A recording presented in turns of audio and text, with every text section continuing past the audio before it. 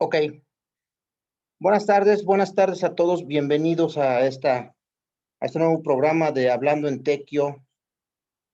Como ustedes saben, somos un colectivo llamado Tequio por tu Comunidad y nació la idea de este nuevo programa a partir de las redes sociales, a partir de las plataformas por las cuales nos estamos comunicando actualmente, con la intención de poder seguir haciendo Tequio desde la palabra. El día de hoy es un día muy especial porque vamos a abrir una nueva línea de diálogos sobre la gestión integral de riesgos y está con nosotros como invitado licenciado Héctor Asdrúbal Urrutia. Héctor, bienvenido, muchísimas gracias por estar aquí con nosotros y bueno, ¿te parece? Vamos a hacer tequio desde la palabra hoy. Héctor Asdrúbal viene a hacer tequio con nosotros, está también con nosotros Iván Cervantes. Iván es parte de Tequio por tu Comunidad y espero que pues cada vez más todos los que estén interesados, bienvenidos, todos los que quieran hacer tequio con nosotros desde esta plataforma y forzosamente algún día vamos a regresar a reunirnos. El que quiera hacer tequio con nosotros físicamente siempre estarán invitados porque lo que se necesitan son manos y se necesitan muchos tequios para esta ciudad. Si ustedes me permiten, déjenme dar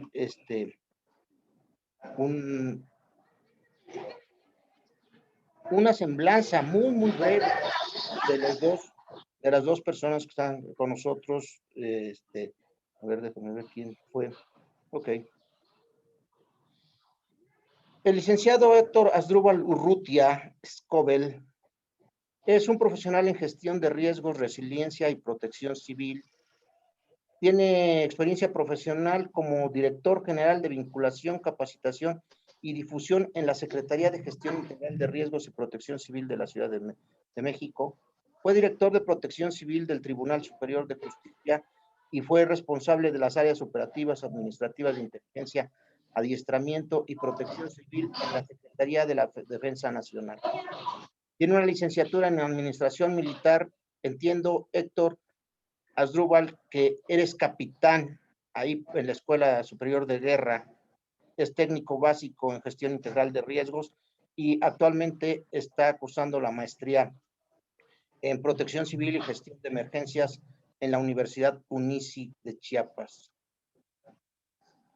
Iván Cervantes Ortega es licenciado en planeación territorial, tiene una maestría en gestión integral de riesgos de desastres, en la cual se tituló a partir del modelo para la identificación de la vulnerabilidad en la infraestructura física educativa de la Ciudad de México, y tiene una maestría en Ciencias y Artes para el diseño de la UAM Xochimilco en investigación y gestión territorial.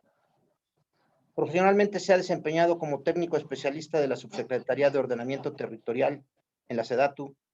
Fue director operativo de la zona noreste de la República Mexicana para los estados de Tamaulipas, Nuevo León y San Luis Potosí, y fue subgerente de diagnóstico y gestión para la infraestructura del nivel secundaria. Y bueno, es un integrante más de Tequio por tu Comunidad y estamos aquí haciendo Tequio. Bienvenidos todos. Y Iván, si quieres te paso la palabra. ¿Qué tal? Muy buenas tardes a todos. Bienvenidos a esta nueva etapa de Tequio, ahora desde el enfoque de la gestión integral de riesgos. Las miradas que podemos tener algunos que hemos trabajado en estas áreas. Y bueno, es un placer para mí compartir este espacio con el licenciado en Planeación Territorial, Carlos Arriaga Telles, que bueno, también es maestro en el área de investigación y gestión territorial por Ciencias y Artes para el Diseño en la UAM Xochimilco, y es candidato doctor en la misma Universidad Autónoma Metropolitana, en la misma área que es de Ciencias y Artes para el Diseño, en el área de investigación y gestión territorial. Es un gusto compartir este espacio con esos compañeros. Adelante, Carlos. Pues si ustedes están de acuerdo, vamos a tener una presentación cada uno de los tres y Asdrúbal, ¿empiezas? Te paso el hospedador, ¿te parece? Nada más un favor. Me parece, no sé cómo. Ajá. En cuanto tengas el hospedador, ya puedes subir, le das compartir. Y nada más un favor, te tocaría recibir a quien estén tocando la puerta para entrar, nomás les das a aceptar. ¿Ok? Terminando, terminando me regresas el hospedador y yo lo sigo atendiendo. ¿Estás bien? ¿Está bien? Adelante, No sé cómo, la pantalla no sé cómo tuya. se va a regresar el hospedador, pero... Abajo tienes una ya compartir. Bueno, cuando termines, en mi cara hay tres puntitos, le das en esos con el clic derecho y ahí te va a aparecer volver a hospedador, nomás le das clic y me vuelves hospedador otra vez a mí. ¿Ok? Bueno, ya entendí. Esto es rápido. Sí. Pues me da mucho gusto estar con todos ustedes. Aquí la invitación de Carlos y de Iván para mí es muy, muy importante porque con ellos tuve la oportunidad de conocerlos en diferentes momentos. A uno lo conocí dando una solución a una situación de gas en una alcaldía y el proceso fue muy rápido a partir de una muy buena comunicación entre él y yo. En este caso es Iván. Y con Carlos, pues una situación diferente. Estábamos haciendo un diplomado en la Escuela de Administración Pública de la Ciudad de México y eso lo que nos permitió fue desde clases compartir e interactuar. Y en esa interacción creo que lo más interesante es cuando es desde la palabra, cuando es desde el conocimiento. No sé si me están viendo la presentación que estoy pasando. Ya está, ¿Sí ya se está ve? tu presentación. Bueno, el tema que voy a hablar yo es acerca de esa primera parte estructural que hay en materia de gestión integral de riesgo, de protección civil y de resiliencia. Esa primera parte es la persona. La persona es el primer ser que hace gestión integral de riesgo, la primer ser que hace protección civil y la primera persona que hace resiliencia. El problema es que en muchas ocasiones no le damos las herramientas adecuadas para que pueda hacer esto. Partimos de la idea de que todos sabemos qué es lo que tenemos que hacer ante una emergencia y eso es una cuestión errónea. Es errónea porque tenemos que conocer, tenemos que aprender, tenemos que darnos cuenta de las cosas, pero con base a alguien que nos transmita esa experiencia. Entonces, aquí lo importante es saber que hay una solución y la solución es compartir el conocimiento. Y la herramienta que podemos usar ahora para compartir el conocimiento pues es la tecnología. Esto es lo que nos está dejando a nosotros ahora esta etapa de pandemia, que nos damos cuenta que las comunicaciones son a través de estos medios, como el que estamos empleando ahorita, pero también de todo lo que existe tecnológicamente para poder interactuar. Ustedes van a estar viendo en mi presentación algunas cosas que simplemente es emplear la tecnología para el beneficio del ser humano, para el beneficio del cuidado de su integridad física y para el beneficio de poder interactuar entre todos teniendo un lenguaje en común. ¿Qué es lo que vamos a ver nosotros? Pues bueno, yo les voy a hablar acerca de una empresa que se llama Procesos Tecnológicos en Protección Civil, que ya desde el año 2014 se ha estado preocupando por aprovechar las buenas prácticas. De los temas que voy a hablar es del Programa Interno de Protección Civil Virtual, de la Ruta de Capacitación y Gestión Integral de Riesgo y Protección Civil para brigadistas, del ambiente virtual de capacitación. Voy a hacer alusión a unos videos de evacuación informativos y ahí vamos a tener alguna interacción, y también de unos letreros informativos de nivel del inmueble. ¿Qué es lo que pasa? Lo que pasa es que nosotros podemos conocer un inmueble sin encontrarnos en ese lugar físicamente y uno dirá, eso es imposible, pero no, realmente es posible. Es posible porque tenemos las herramientas y tenemos los sistemas de comunicación para conocer el inmueble sin estar allí, y eso nos va a dar una seguridad para saber, representa en toda su estructura un cascarón en el que nosotros nos podemos sentir más seguros. La Ciudad de México está en un área que sismológicamente estamos muy cerca de unas placas tectónicas que están en constante actividad, que están vivas, y que eso ha ocasionado que en 1985 y 1997, el mismo día, se haya producido un sismo con consecuencias en la Ciudad de México. El Programa Interno de Protección Civil Virtual está en la Ley General de Protección Civil y sirve para tres entes principales. El usuario, que le va a dar la garantía de que se están haciendo las cosas bien en ese inmueble y que se puede contar con algunas medidas para sentirse más seguro. Al brigadista, para darle la información a los usuarios, y a las autoridades, porque a partir de ahí pueden llevar a cabo un planeamiento de cómo interactuar en un inmueble. Me voy a permitir pasar un video de por qué es importante el Programa Interno de Protección Civil Virtual de un inmueble.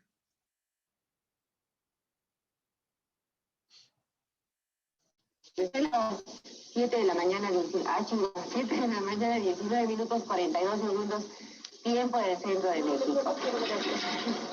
Sigue temblando un poquitito, pero pues vamos a tomarlo con una gran tranquilidad. Vamos a esperar un segundo para poder hablar.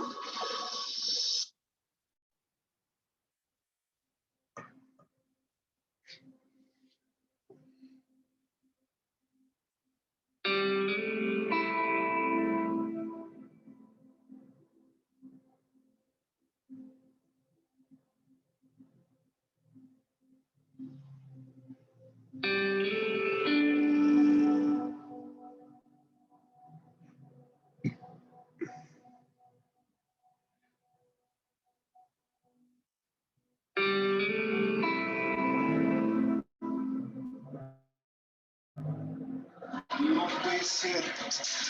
No puede ser.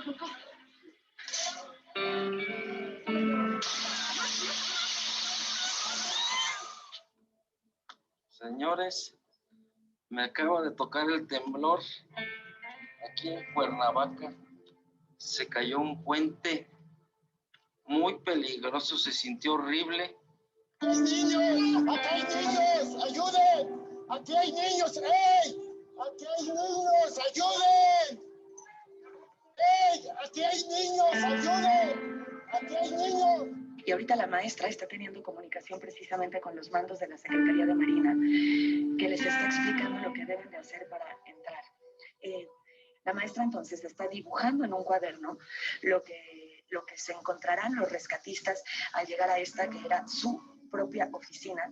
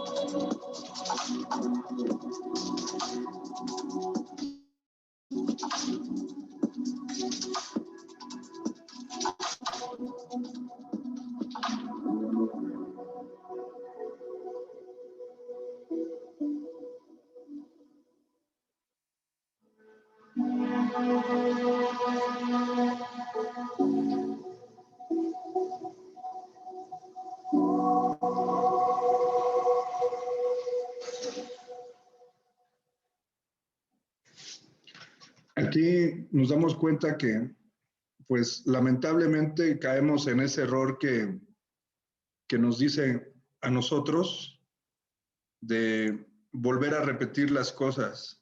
O sea, lamentablemente caemos en el mismo patrón de repetir las cosas y no hemos aprovechado la tecnología para poder interactuar en los programas internos de protección civil.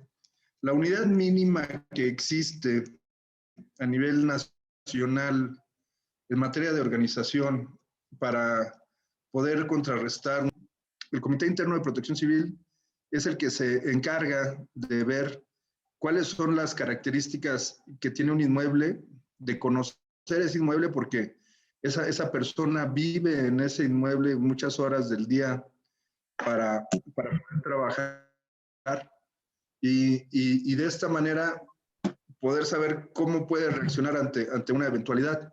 Entonces, en esa situación, construir en tercera inmueble que está en una forma que es muy robusta y puede funcionar ante cualquier eventualidad, pues es muy bueno, porque así nosotros podemos conocer cada una de las características que tiene el inmueble desde antes de una contingencia. O sea, esto es lo que podemos ver antes de una contingencia. Aquí podemos hacer simular, hacer muchas en beneficio de las personas que se encuentran en el inmueble. Eso es muy bueno porque no tenemos que estar buscando nada más en los papeles. Podemos ubicar las zonas de menor riesgo y poderlo entender como el lugar en el que en caso de una emergencia vamos a encontrar a las personas si le pasa algo a algún inmueble. Eso lo podemos ver como lo acaban de ver ustedes en los planos topográficos que se hacen para cada uno de los inmuebles, pero también podemos conocer más cosas, como el directorio de cómo están las diferentes áreas del inmueble, porque muchas veces no sabemos, o los cuerpos de emergencia, como ustedes se dieron cuenta en el video que pasé, no saben cómo estaba constituido el inmueble, no saben qué había en el piso 1, qué había en el piso 2, etcétera. Y para un cuerpo de emergencia que realiza actividades de rescate, eso es muy importante. Saber dónde están las escaleras, que es el lugar donde la gente pudo haber acudido para hacer la evacuación, encontrarse ahí, pues son buenos datos. Son datos que nos sirven a nosotros. Saber cómo está construido el inmueble también, porque nos da una idea del año de fabricación, de construcción del inmueble, y también de cómo materialmente fue diseñado. Aquí nosotros nos damos cuenta que es un triángulo este inmueble. Es una de las principales formas de construcción y más seguras que hay siempre. Podemos conocer lo que no se ve a ras de piso, que son la cantidad de los niveles que tiene un inmueble, y esto también sirve para una planeación, pero esto al usuario le da seguridad de saber que ese inmueble está bien construido, y hay mucha más información que podemos poner nosotros aquí, como la afluencia, como los horarios de servicio, para darnos cuenta principalmente cuántas personas puede haber al momento de ocurrir un inmueble, una eventualidad, un sismo, por ejemplo. No es lo mismo lo que pasa a las 8 de la mañana a lo que pasa a las 9 de la mañana, ya cuando está en actividades el inmueble, es muy, muy diferente. Podemos también ver nosotros aquí cuáles son esas zonas de menor riesgo que les hablaba hace rato, pero esto ya es una imagen tridimensional que a las personas que no somos especialistas en arquitectura, pues nos da una alusión más de cómo está construido el inmueble y lo que nosotros vemos día a día si trabajamos ahí. Y esto pues nos da una mayor garantía de seguridad y nos hace ver cuáles son los lugares más seguros a los que podemos llegar nosotros en caso de que se active el sistema de alerta sísmica.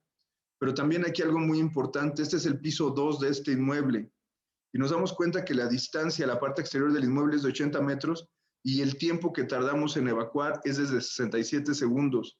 Con esto nosotros podemos entender que si la problemática más grande que puede tener un inmueble en la Ciudad de México porque se encuentra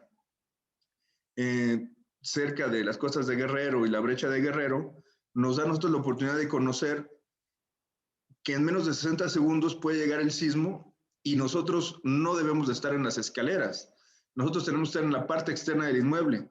Entonces, por lo tanto, este piso ya no tiene la oportunidad de evacuar porque el grueso de las personas estarían o en las escaleras o saliendo a la parte externa del inmueble. Y hay más información que para nosotros podría ser muy, muy importante conocer del inmueble, como servicios vitales, estratégicos, los lugares que tiene el inmueble, las personas que en ellos están. Ustedes se están dando cuenta, esta es una plataforma muy, muy, muy fácil, muy, muy amigable, en la que se puede subir cualquier cantidad de inmuebles. Aquí vemos el Comité Interno de Protección Civil de ese inmueble, vemos al responsable, a la persona que es el jefe de las brigadas, a cada uno de los titulares de las brigadas, evacuación, primeros auxilios, combate de incendio, y comunicación a las áreas de mantenimiento y de seguridad también. Entonces, esto es importante porque lo que nos da la oportunidad es de conocer a la persona que físicamente vamos a ir a ver en caso de que suceda alguna eventualidad. La familia mexicana es muy acompañante en los momentos de dolor, por eso tanta participación que hay de las personas.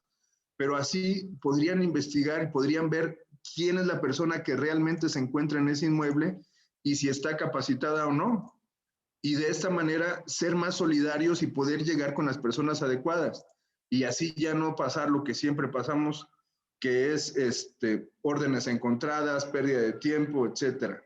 Este programa también tiene la ventaja de que nos permite ver los servicios vitales y estratégicos más cercanos del inmueble, bomberos, hospitales y las áreas de seguridad.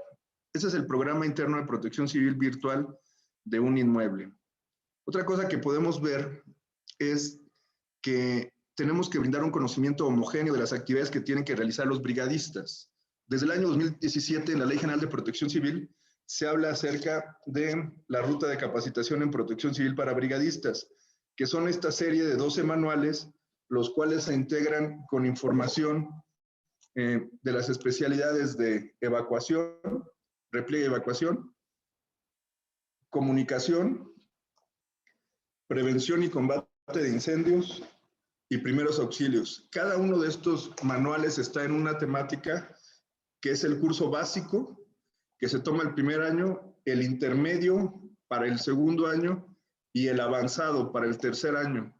Entonces, de esta manera nosotros podemos tener una capacitación homogénea, que esté homologada, que todos conozcamos las mismas definiciones, las mismas cuestiones operativas de cómo vamos a actuar en ese pequeño núcleo que es el Comité Interno de Protección Civil, donde en una primera eventualidad que se presente derivada de un sismo, de un incendio, y ya lo vimos con lo que pasó en el metro, aquí podríamos saber cómo vamos a actuar, y ya independientemente cuando lleguen los cuerpos de emergencia, se puede hacer la explotación de las cualidades que también tiene el Programa Interno de Protección Civil Virtual. ¿Qué más tenemos nosotros? Tenemos el ambiente virtual de capacitación. ¿Qué es el ambiente virtual de capacitación? Estamos en época de pandemia. Llevamos un año que no se capacita a los brigadistas. Imagínense, más de un año que no se capacita a los brigadistas. El problema es que esos brigadistas ahorita están en su casa. No están en las áreas de trabajo, la mayoría, precisamente por las cuestiones de la pandemia. Y no se han hecho simulacros, no se han hecho esas actividades.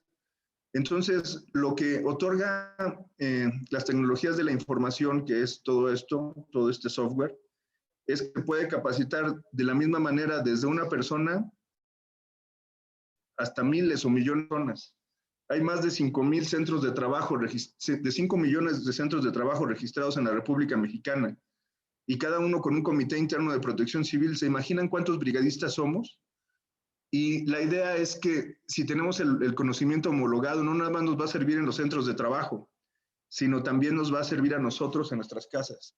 ¿Qué es lo que tenemos con la ventaja también de esto? Es que podemos tener ese tipo de constancias con un código QR que al final de tomar el curso nos dice que realmente es una constancia certificada con la cual podemos nosotros saber que estamos capacitados.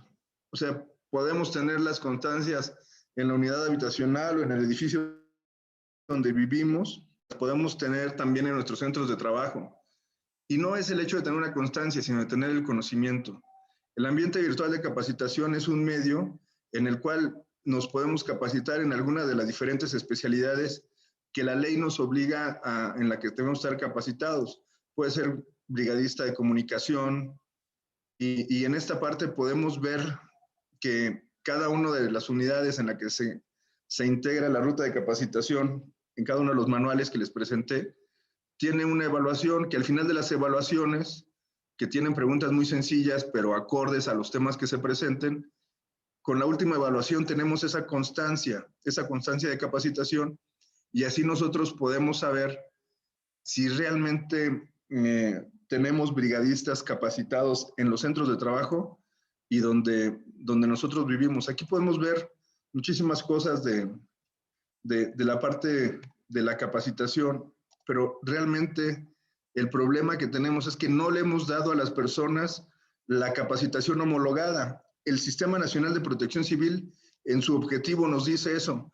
Tenemos que tener los conocimientos homologados, pero si no es aprovechando las tecnologías de la información, nunca lo vamos a poder ver. Aquí cuando yo entro a los cursos, de forma permanente tengo los resultados de las evaluaciones que tuve y así me puedo dar cuenta, pues bueno, cómo estoy en materia de protección civil, cómo voy avanzando yo en la materia, y las evaluaciones están aquí permanentes en el software. De esta manera nosotros sabemos que la persona sí cursó esta capacitación y la puede cursar desde su celular, que eso es lo más importante. No tenemos que dispensar otros medios para hacer eso. Algo también muy importante que tenemos que tener en cuenta es que pues, tenemos hijos, van a las escuelas, vamos al cine nosotros, vamos al teatro, vamos al estadio y están obligados en esas áreas a darnos las medidas de protección civil y lo recordamos nosotros. Pero muchas veces nos dicen unas cosas, nos dicen otras, los chalecos son de identificación de los brigadistas de una forma, de otra, no tenemos una homologación en esto. Entonces, la importancia de contar con videos que nos den esta información es para homologar todo. Es como cuando hacemos un viaje por aire en un avión. Siempre son las mismas medidas de seguridad que nos brindan a nosotros y eso es la oportunidad de que siempre lo estemos materializando, siempre lo estemos escuchando lo mismo y podamos actuar en consecuencia. Aquí ustedes ven 3 diferentes tipos de videos. Los videos informativos, como en el caso del lado izquierdo, que es lo del COVID, que nos dice cuáles son las medidas que tenemos que hacer. Los videos de evacuación de un inmueble en total, para que todos conozcamos en ese centro de trabajo a donde vivimos, cómo se tiene que evacuar. Y en la parte derecha, los videos que se pueden ver con respecto a cómo evacuar un salón, cómo evacuar un auditorio, cómo evacuar un teatro, etcétera. Aquí la ventaja es que esto lo podemos ver desde nuestro celular porque gracias a los códigos QR podemos tener la información desde nuestro celular. Y otra cosa y bueno, si alguna persona de la que nos acompaña quiere aprovechar, puede escanear el código QR que se presenta en la pantalla y se va a dar cuenta un video de evacuación de una coordinación mundial que se presentó en el año 2017 por parte de la ONU, que fue en una parte de la península de Yucatán. Y ahí va a ver cuál es el procedimiento de evacuación de ese lugar, aunque no lo conozca. Esas son las ventajas que tenemos con las tecnologías de la información. Y de las últimas partes, y lo hago por no aprovechar el tiempo de mis compañeros que tan amablemente me invitaron a participar con ellos, es que no todos los edificios son iguales. Cuando nos dicen a nosotros que del piso 1 al piso 3 son pisos bajos, es una falsedad, porque la distribución de los espacios, ancho de puertas, largo de pasillos, la base que tiene un inmueble no es lo mismo un inmueble que tiene 10 por 10 a uno que tiene 50 por 50. Y como les expliqué en el programa virtual que vieron hace rato, en ese piso ya es un piso alto, el segundo piso. Entonces, la reacción de un piso alto y un piso bajo son completamente diferentes. Los pisos altos tienen que replegar a la zona de menor riesgo. Eso ya lo sabemos. Pero ahora, ¿cómo identificamos los pisos bajos y cómo identificamos los pisos altos? Esa es la diferencia, la identificación. Y la única manera de identificarlos es que los marquemos con los letreros que nos hablen acerca de cuáles son los pisos inferiores y cuáles son los pisos superiores. La persona especialista en hacer el programa interno de protección civil puede sacar esta información con base a una fórmula donde va la densidad de la población, la distancia y el volumen de los espacios. Y gracias a esta fórmula podemos saber cuál es un piso alto y cuál es un piso bajo. Y como ustedes se dieron cuenta, me gustan los códigos QR y la ventaja de estos tipos de letreros que son letreros inteligentes. donde se junta la información gráfica con la información que nos da la tecnología. Entonces, si alguien escanea este código QR o este otro, que están en la parte baja, se van a dar cuenta que uno habla acerca de un video de evacuación de pisos bajos y otro de un video de evacuación de pisos altos. Espero no haberlos cansado con mi explicación, que se les haya hecho un poco interesante y bueno, en algún momento vamos a tener tiempo de preguntas y respuestas y muchas gracias. Amigo, dejo de compartir y te paso el hospedaje. ¿Cómo? Asdrúbal, realmente impresionante. A mí me dejas estupefacto y muy agradable tu presentación. Yo les pido a todos los participantes, si tienen alguna pregunta, vayan mandándola por el chat, vayan utilizando en este momento el chat.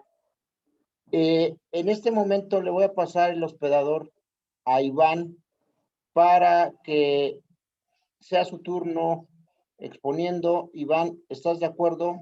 Ahora tienes la batuta y te pido nada más de favor, igual, a los que vayan pidiendo ingresar, los vas aceptando, ¿no? Entonces, adelante, amigo. Deja nada más que se despliegue ahorita la presentación. Claro que sí.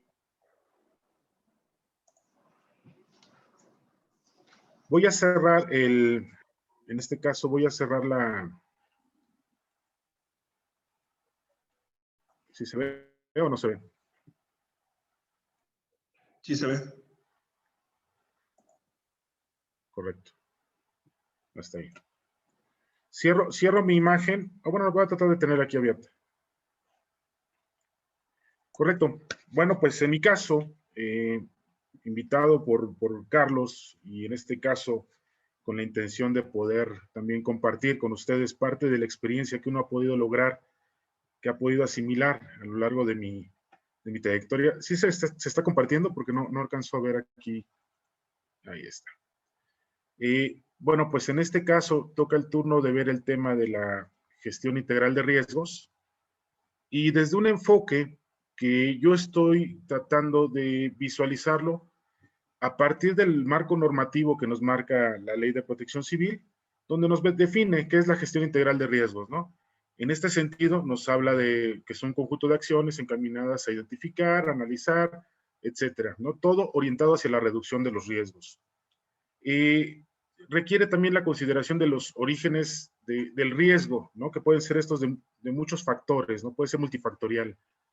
Nos habla también en esta definición de la ley que involucra a los gobiernos y a la sociedad, que es parte de lo que hemos estado tratando de sensibilizarnos, ¿no? Nos plantea también que se implementa esto para poder generar y construir políticas públicas, estrategias y procedimientos para enfrentar las causas estructurales que afectan a partir de una condición extraordinaria. Y esto lo vamos a poder distinguir a partir de ¿qué? 1, de identificar los riesgos. 2, de la prevención. 3, de la mitigación. 4, lo que es la preparación. 5, el auxilio. 6, la recuperación. Y el último punto, que sería el proceso ya de reconstrucción. Esto lo vemos a partir de la Ley General de Protección Civil.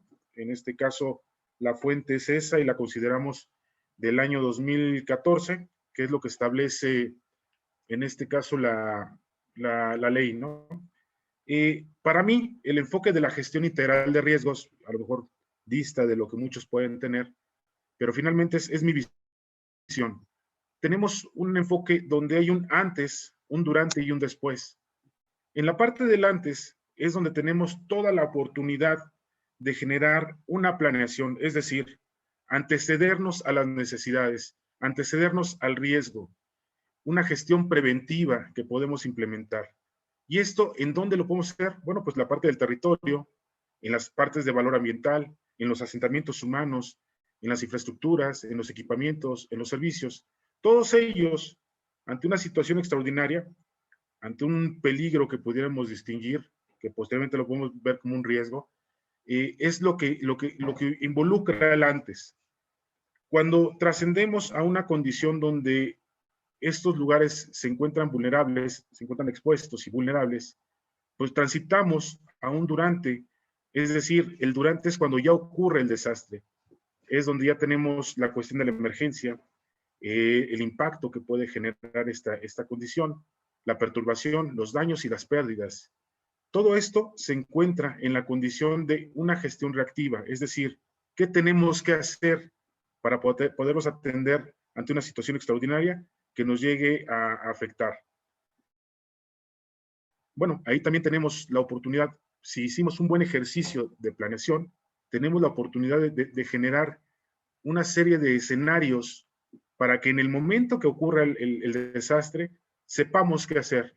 En gran medida es lo que nuestro compañero Héctor nos ha mostrado, el antecedernos a conocer, en este caso, la escala de un inmueble, de una edificación, con sus características, con sus distribuciones espaciales, con sus rutas de evacuación, con todo lo que implica el Programa Interno de Protección Civil, pues nos permite tener una visión prospectiva, ¿no? Un escenario.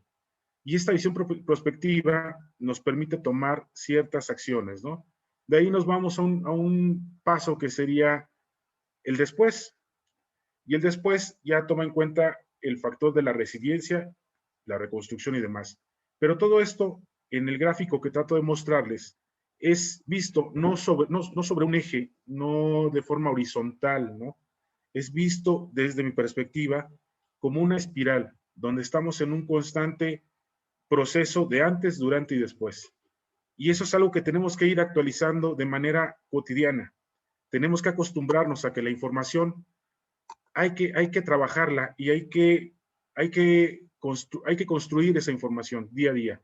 Esto nos va a permitir poder tomar acciones y definiciones en situaciones ya extraordinarias.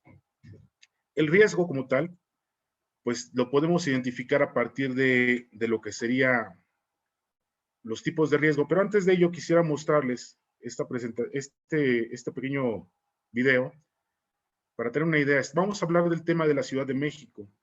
El ejemplo que Asdrúbal pudiera mostrarnos es el del Tribunal Superior de Justicia, ¿no? Que lo tenemos ubicado en la parte del centro. Aquí podemos darnos cuenta que la escala que Héctor nos mostró es una escala, por así decirlo, mínima, porque hace referencia a un inmueble, a una edificación, y qué se debe de hacer ante una situación extraordinaria como un sismo, por así decirlo. Si esto lo vemos en un enfoque un poco más amplio, como el caso que mostrará Carlos más adelante, que es Xochimilco, pues ahí ya tendríamos un territorio con características distintas, ¿no? Donde hay una serie de edificaciones inmuebles que su tratamiento tiene que ser diferenciado, y ya nos explicará él en su presentación. Lo que su servidor va a tratar de mostrar en esta es el tema del riesgo, sí. Hay distintos riesgos: riesgo geológico, hidrometeorológico, químico, socioorganizativo, sanitario ecológico, astronómico.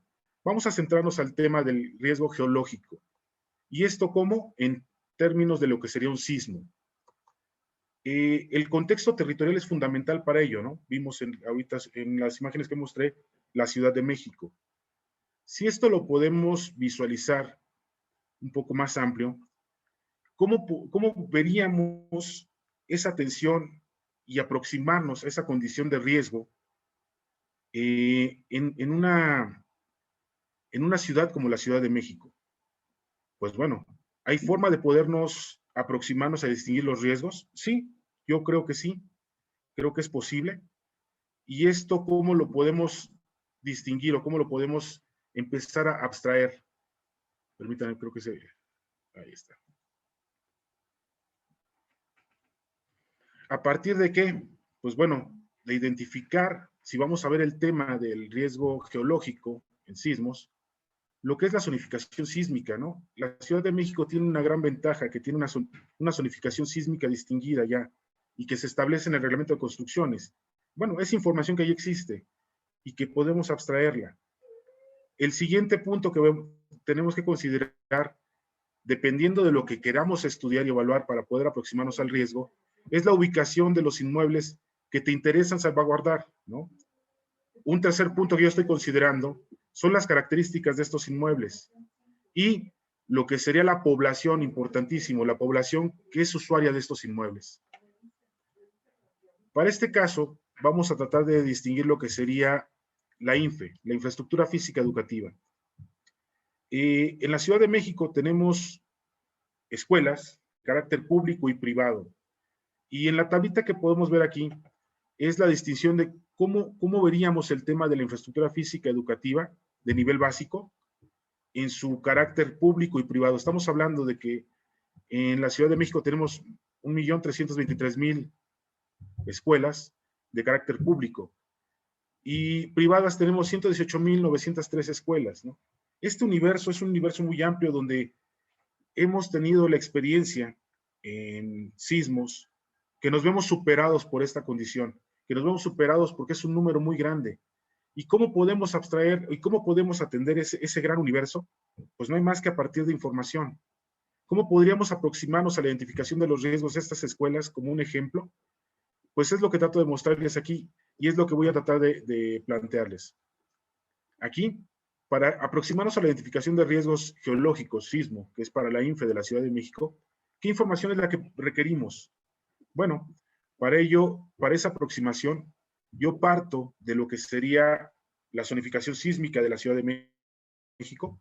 Un segundo punto, la información de los planteles, con una base de datos que vas construyendo, que vas construyendo y te va reflejando la realidad de lo que es la distribución de las escuelas en la Ciudad de México. Y un tercer punto, toda esta información la tenemos que generar y la tenemos que reflejar en bases de datos. Estas bases de datos que podemos utilizar de manera muy práctica, ¿a partir de qué? De lo que serían sistemas de información geográfica. Para mí es un instrumento muy importante que nos permite poder antecedernos y de alguna forma generar algunos escenarios. En la zonificación sísmica de la Ciudad de México tenemos sus tres categorías, ¿no? De hecho, la región 3 pues se ha subdividido. Pero finalmente aquí tenemos la zonificación con lo que es la zona de Lomas, que es la parte periférica de lo que sería al poniente y sur de la Ciudad de México. Tenemos lo que sería la zona de transición, que es esta parte amarilla que podemos ver, este contorno amarillo que podemos ver. Y tenemos la parte de la zona lacustre, que es donde tenemos aquí principalmente los suelos blandos. ¿Por qué es importante esta información? Bueno, porque para el caso de la ubicación de las escuelas que están en toda la ciudad, pues esta ubicación nos permite poder aproximarnos a identificar cuál tiene un mayor riesgo y una mayor vulnerabilidad con respecto a otras. ¿Cómo lo haríamos con esta zonificación? ¿Cómo lo haríamos? Teniendo información que nos permita distinguir, en el caso de las infraestructuras físicas educativas, escuelas o planteles con construcciones superiores a más de 40 años de construcción. Si tenemos esa información, ya tenemos una variable más que nos permite poder integrar a este preámbulo para distinguir lo que sería el riesgo y la vulnerabilidad. Pero bueno, ¿qué más le sumaríamos? Bueno, yo estaría sumando lo que sería la evaluación que en algún momento se ha generado a lo largo del tiempo por múltiples causas, ya sea por el sismo anterior o por sismos anteriores, información de dictámenes estructurales, ¿no? Estos son oro molido, ¿por qué? Porque también nos va reflejando ese proceso histórico que ha tenido la infraestructura, las edificaciones, y que sumado con una condición sísmica, en este caso con un sismo en una zona donde tenemos suelo lacustre, pero aparte de ese suelo lacustre tenemos edificaciones que han sido revisadas y presentan una condición estructural roja, por así decirlo, una condición estructural donde se requiere una serie de mantenimiento mayor para poderlos recuperar, pues ya tenemos tres variables que nos permitirían generar ese indicador. Pero si sumamos a esto lo que es la ubicación de la infraestructura física educativa en zonas vulnerables como la zona centro de la Ciudad de México, estamos hablando de 4 variables que nos van a indicar una condición de vulnerabilidad en las escuelas que se ubican en el centro histórico.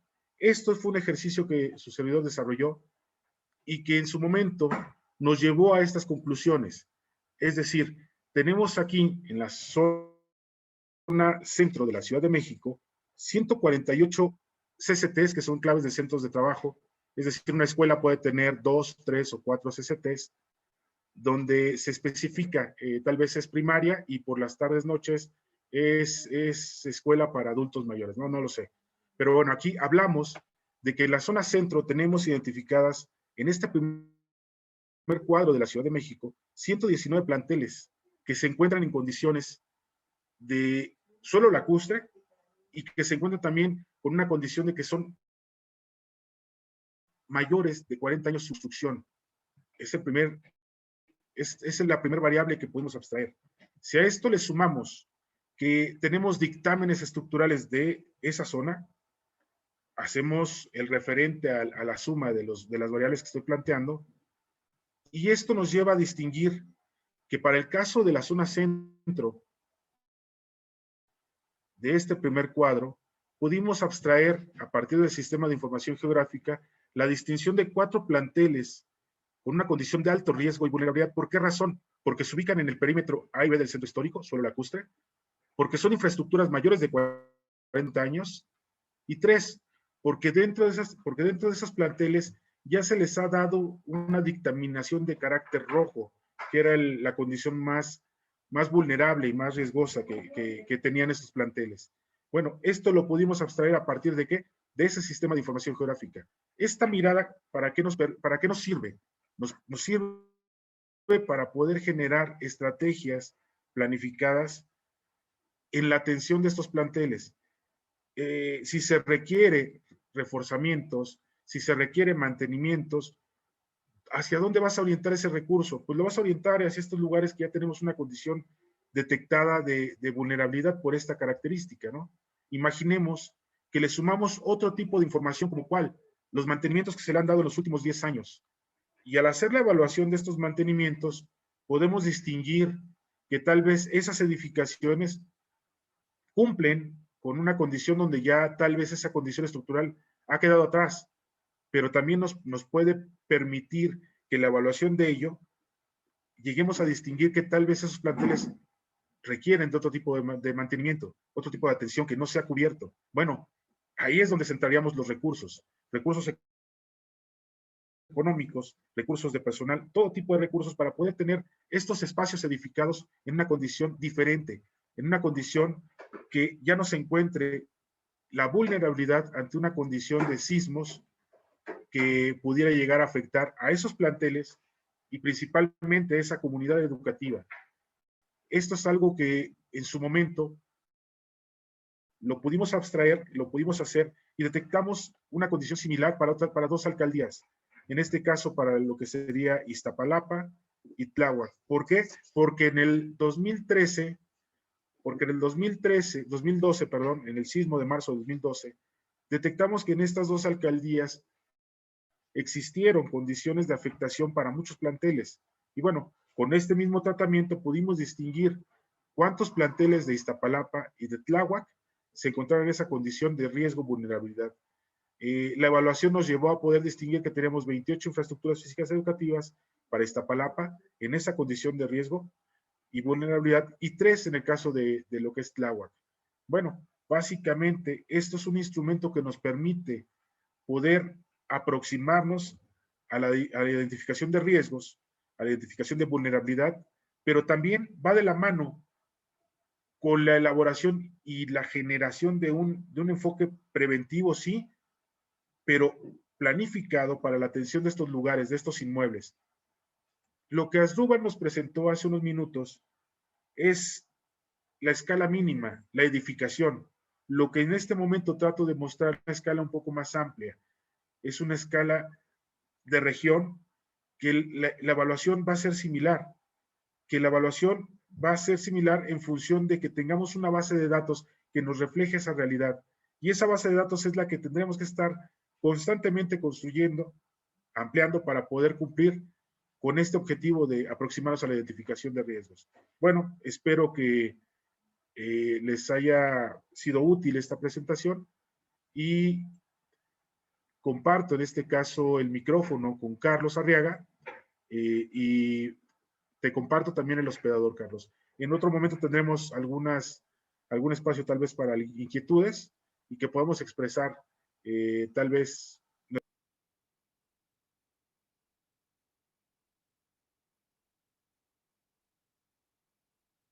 Micrófono, Iván. Muchas gracias, Iván. Híjole, pues pon la vara alta, ¿no? A ver qué qué se puede hacer. Mi turno al bat, dices, Iván, dame chance, déjame, pásame el hospedador, porfa. Déjame ver cómo le podemos hacer. Aquí, espérame, tantito. Sí, estoy en eso, Carlos, déjame, te comparto el hospedador. Sí, porfa.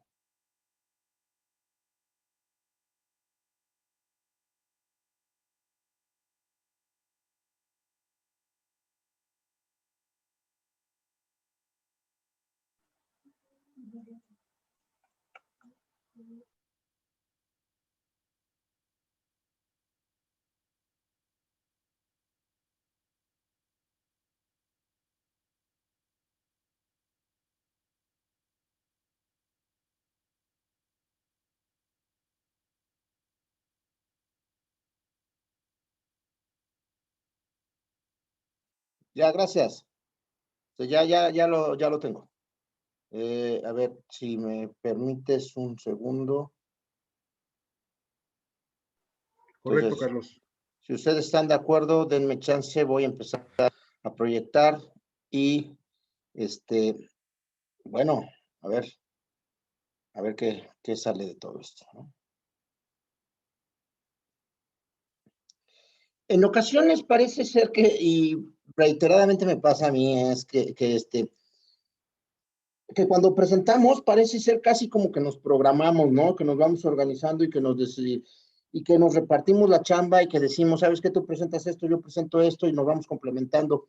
Pero así funciona esta situación y funciona precisamente porque estamos hablando sobre los mismos temas, ¿no? Y entonces, si ustedes me dan chance, déjenme empezar porque yo les voy a presentar algo que se llama ordenamiento territorial. Como les decía Iván, yo soy planificador territorial, entonces la perspectiva del territorio siempre está en mí. Y curiosamente, este es un tema que en algunos momentos se visualizaba como que no jugaba mucho en este ámbito de la gestión integral de riesgos. Cada vez más se va aceptando y se va introduciendo en todos los discursos, en todas las presentaciones. Se empieza a decir que, bueno, tendríamos que empezar a ver cómo el territorio está jugando este papel fundamental y cómo podemos intervenir de él desde una perspectiva de gestión integral de riesgos, que dice Iván, yo comparto totalmente esa opinión. La idea ahora es no ser reactivo, no ir y rescatar, no estar esperando a que suceda. La gestión integral de riesgos se cimenta en una visión preventiva. Y en eso el ordenamiento territorial juega un papel fundamental. Sin embargo, yo creo que es un pendiente todavía en la gestión integral de riesgos. Mi correo electrónico está aquí y les digo, estas imágenes tal vez no todo el mundo las tiene presentes, si bien es cierto que lo que sí circuló por las redes y creo que en el imaginario popular debe de existir todavía, es el canal de Xochimilco moviéndose con las trajineras ahí muy, muy fuerte. Pero estas imágenes, por ejemplo, donde está el carro ya yéndose al canal, donde se fracturó la zona productiva, la zona chinampera de Xochimilco, el derrumbe de propiedades completas, esto es San Gregorio, y el momento en el que llega el ejército, llega todas las personas a apoyar a los afectados en el sismo del 2017, no son imágenes que circulen generalmente, tal vez en el imaginario popular esté más esta, ¿no? Las iglesias que muchas de las iglesias en Xochimilco tuvieron una afectación muy fuerte en el 17. Unos meses antes de este sismo de septiembre del 17, exactamente el 2 de mayo, yo terminaba de hacer este documento que les voy a presentar ahorita. Y en ese entonces, empecé con la zona chinampera otra vez de Xochimilco, toda la zona lacustre de Xochimilco, pero con un análisis diferente. Y bueno, después fue hacia el ordenamiento territorial. Realmente para empezar a hablar de lo que es la gestión integral de riesgos, pues es importante citar estos conceptos que ya ambos mencionaron anteriormente, pero muy rápido nos vamos diciendo. La existencia, cuando hablamos de riesgo, ahora tenemos claro que el riesgo es una construcción social y se construye a partir de diferentes variables. La amenaza que se puede multiplicar con la vulnerabilidad y la exposición. O sea, existe la amenaza, generalmente la amenaza y el peligro en los diferentes autores, podemos encontrarlos una similitud muy grande, ¿no? Peligro lo hablan como la probabilidad de ocurrencia de un agente perturbador, y amenaza ahora en la ley lo extiende un poco más en este sentido de que puede ser un fenómeno, una sustancia, pero puede ser también, en muchas ocasiones hablamos como sinónimo, como que existe la probabilidad de que suceda eso, ¿sí? Entonces, puede ser el peligro, puede ser la amenaza que está ahí latente, pero si ustedes se percatan de esta situación, a lo mejor el sol siempre podría estar fuerte, pero si uno es más vulnerable, si uno tiene la piel más delicada, si uno se quema más, ¿no? Eso es la vulnerabilidad. La característica de un objeto dice a sufrir afectaciones. Entonces, si se junta la amenaza o el peligro con la vulnerabilidad, pero además se junta con la exposición, porque a lo mejor uno puede ser muy blanco y ser muy vulnerable al sol, pero si no sales, pues no estás expuesto, no tienes este riesgo, ¿no? No construyes este riesgo, pero a ello lo minimiza la posibilidad de la resiliencia. Para entender esto, yo normalmente les pongo estos dos ejemplos. El tiburón, ahí como lo estamos viendo, ahí en el mar nadando solito, es peligroso. El tiburón es peligroso per se, ¿no? Intrínsecamente es peligroso, pero para mí en este momento es peligroso. No es peligroso, no implica ningún riesgo. El tiburón es peligroso, pero para mí no implica ningún riesgo. Pero ¿qué sucede en este momento? Cuando estoy en medio de un mundo de tiburones, la cosa empieza a cambiar. Entonces, ahí me vuelvo vulnerable y estoy expuesto, ¿sí? Salvo realmente que la resiliencia la haya construido de una forma muy avanzada y entonces podría subsanar estos efectos. Los fenómenos perturbadores que pueden atacar, pueden generar este tipo de peligro y convertirse en riesgo. La ley de protección civil lo que dice son 6: los astronómicos, los geológicos, los hidrometeorológicos, los socioorganizativos, los químico-tecnológicos y el que tenemos actualmente, ¿no? Ese sanitario ecológico es una acción patógena de agentes biológicos que además ya duró un año, ¿no? Entonces, no damos por hecho, o sea, casi en el imaginario del mexicano, o por lo menos del citadino, tenemos muy presentes los geológicos porque tenemos 2 sismos muy fuertes presentes en la mente y, bueno, hemos tenido algunos otros eventos como los que cita Iván. Exactamente respecto a ese geológico, es lo que tiene que ver este documento, pero primero que todo, yo decía el ordenamiento territorial como parte de esta gestión, de esta GIR, ¿no? De esta gestión integral de riesgos. Dice Iván correctamente cómo lo tienen nombrado, cómo lo define la ley. Son todas esas acciones encaminadas.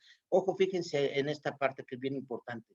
Análisis, evaluación y control, ¿no? Para reducir los riesgos. La gestión integral de riesgos en la ley mexicana ubica 8 pasos, ¿no? 8 puntos.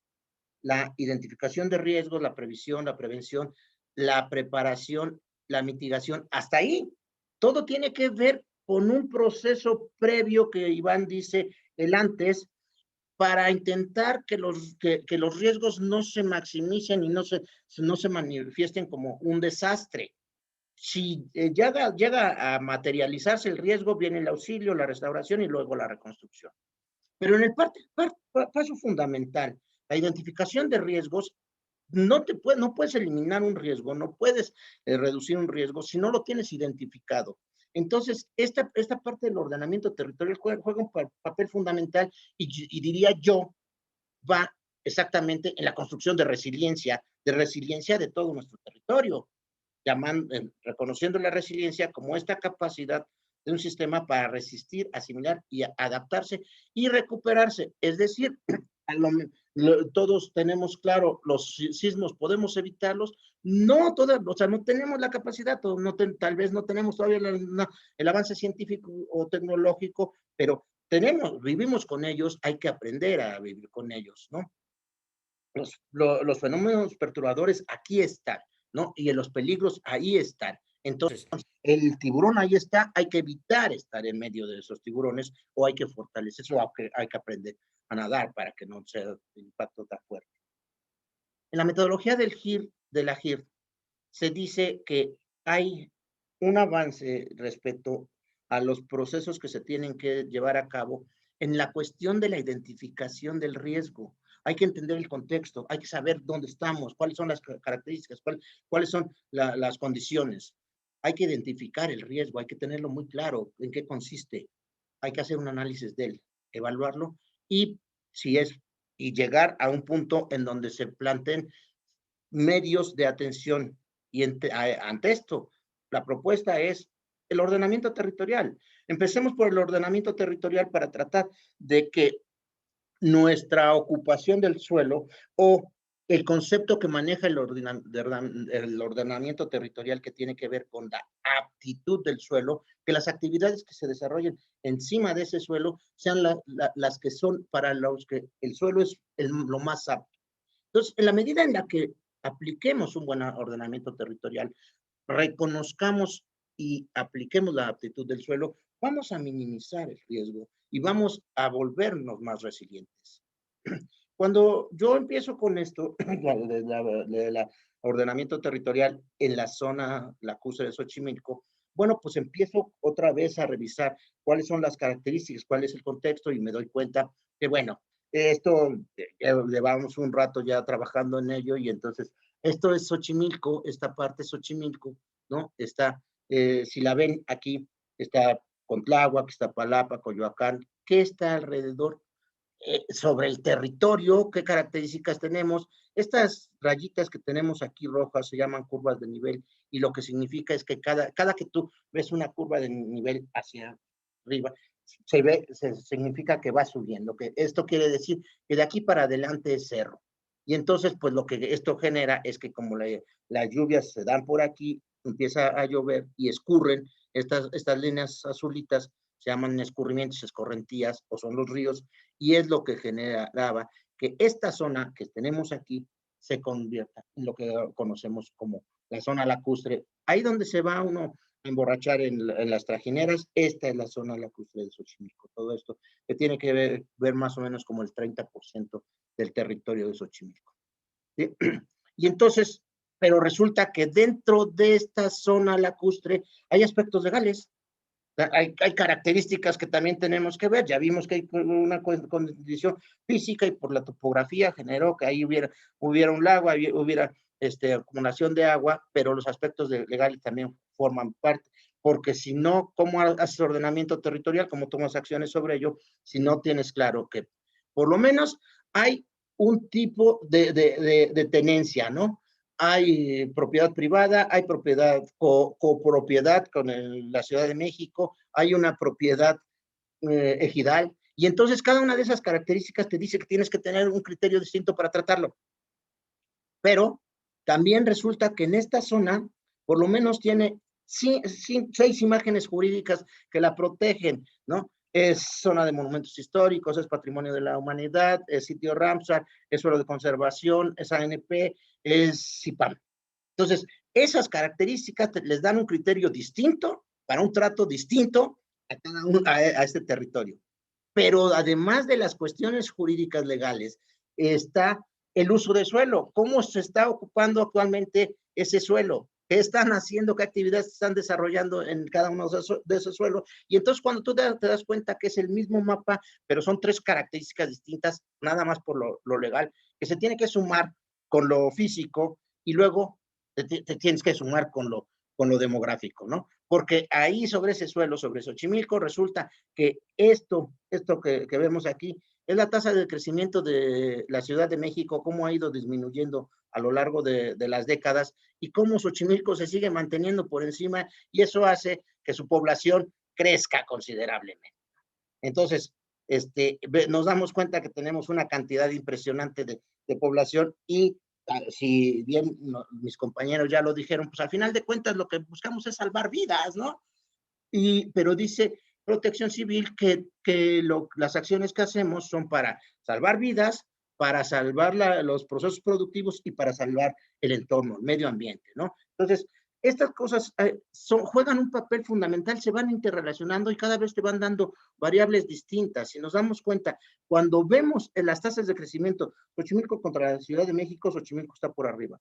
Pero cuando vemos las tasas de crecimiento de la zona lacustre, únicamente de la zona lacustre, parece que solamente va en incremento, jamás ha pintado curvas distintas, solo va hacia arriba. Y entonces esto nos hace ver que en la zona lacustre, para el 2010 teníamos 112,000 habitantes, de 465 tenía Xochimilco. Entonces, una cuestión bien, bien importante. En una zona en donde generalmente se considera productiva, tenemos habitantes, muchos habitantes. Entonces, inmediatamente cuando viene esta situación, ¿qué hacemos? ¿Qué hago? ¿Cómo lo abordo? Me voy a lo que dice Iván. Sí, efectivamente vamos a construir un SIG. Esto nos va a ayudar a tener un cruce de variables y nos va a dar la posibilidad de un manejo de la información y poder tener una clasificación de sus características y a lo mejor al final poder dar opciones, ¿no? Y entonces el SIG es un sistema de información geográfica que en el aspecto físico, en el aspecto territorial, puedes alimentar, pues, con las fuentes oficiales que encuentras, el INEGI normalmente, con las fotografías aéreas. Si no tienes estas fuentes oficiales, pues recurrir a las fotografías aéreas y luego empieza a dibujar, o las fotografías aéreas que teníamos ya de hace algunos tiempos, que tiene esta misma zona, pero que esta es de 1965, entonces este fue un vuelo en avioneta, y entonces ahí tienes, cuando no encuentras algo, tienes la forma de generarlo, ¿no? A mí me gusta decir que este SIG es tanto así, me gusta referenciarlo con este diagrama de Ben Euler que prácticamente todos vivimos y todos sufrimos ahí en la secundaria, ¿no? En donde dice que, que son ciertas características que cuando se intersecan, cuando coinciden, de forma, se ven. Cuando dices, tenemos cuadrados y tenemos elementos verdes, cada uno pertenece a un universo, pero los que tienen las dos coincidencias, bueno, ahí es donde se imbrincan, ¿no? Ahí es donde coinciden, ahí es donde se empalman. Eso es lo que trata de hacer un sistema de información geográfica, ver cómo las variables empiezan a coincidir y cómo es que tú puedes interpretarlas desde tu escritorio, ¿no? O la forma más clara que tenemos de interpretar, de visualizar, de expresar un sistema de información geográfica es empalmar una serie de capas en donde pones usos de suelo, humedales, llanuras, zonificación, estas características físicas que yo ya les fui diciendo, y que lo que sucede en la maravilla del sistema de información geográfica es que anteriormente, por ejemplo, este cruce de capas simplemente lo podíamos hacer en otros programas, pero hacíamos el dibujo y aparte teníamos que hacer la estadística. La maravilla del sistema, de los sistemas de información geográfica, es que vinculan la estadística con el mapeo e inmediatamente te expresan ese cruce de variables, ¿no? Entonces, cuando empiezo a plantear este cruce de variables, inmediatamente surge la metodología, híjole, vámonos por un análisis multicriterio. Tenemos que generar un análisis multicriterio porque tenemos muchas variables de diferentes tipos. Tenemos características físicas, tenencia, ocupación, demografía, económico. Vámonos por un análisis multivariado, multicriterio. Y entonces, esto nos hace, en primera instancia, que hagamos un cruce de variables, y este mapa que ya dibujamos con diferentes características físicas, cuando lo categorizamos de esta forma, resulta que se convierte en esto, en 19 polígonos distintos. O sea, lo que nosotros habíamos visto originalmente, que es nada más un pedazo de Xochimilco, ahora hay 19 variables. Y entonces la cosa se sigue complicando, y ¿qué es lo que hacemos con eso para poder atender? Construimos un pequeño planteamiento metodológico a partir de, encontramos una metodología por acá. Hay una metodología en España con la que se miden los paisajes, porque esta zona de patrimonio tiene una característica de paisajística. Pero hay hay una en Estados Unidos, hay una perdón, esta es para Latinoamérica. Esta es una metodología española, pero resulta que en el 2005 nosotros construimos una metodología muy específica para las chinampas. Entonces, hay una tercera metodología, y entonces cuando reviso las 3 metodologías, empiezo a construir un nuevo modelo, y entonces me resulta un modelo con 8 etapas en las cuales voy planteando la definición de los alcances, trabajo de gabinete, trabajo de campo, propuestas de evaluación, y luego vienen los cruces de variables a partir del sistema de información geográfica y la elaboración de mapas de aptitud, lo que decía hace rato respecto al ordenamiento territorial.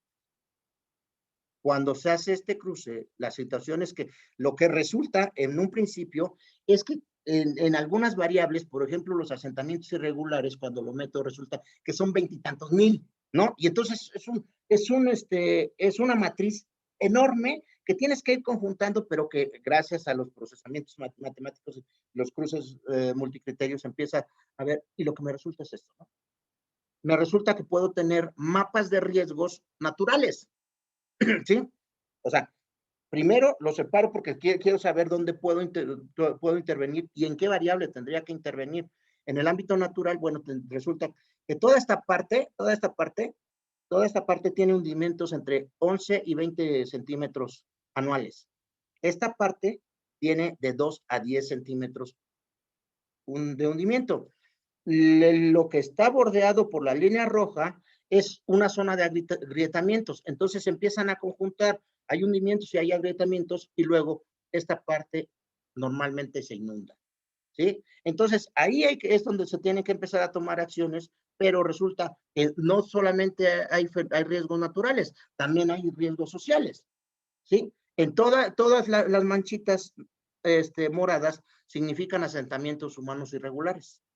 Esto se plantea primero como punto, y luego alrededor se construye algo que se conoce como buffers, donde se hace una aproximación de a dónde tenderían a extenderse los asentamientos irregulares.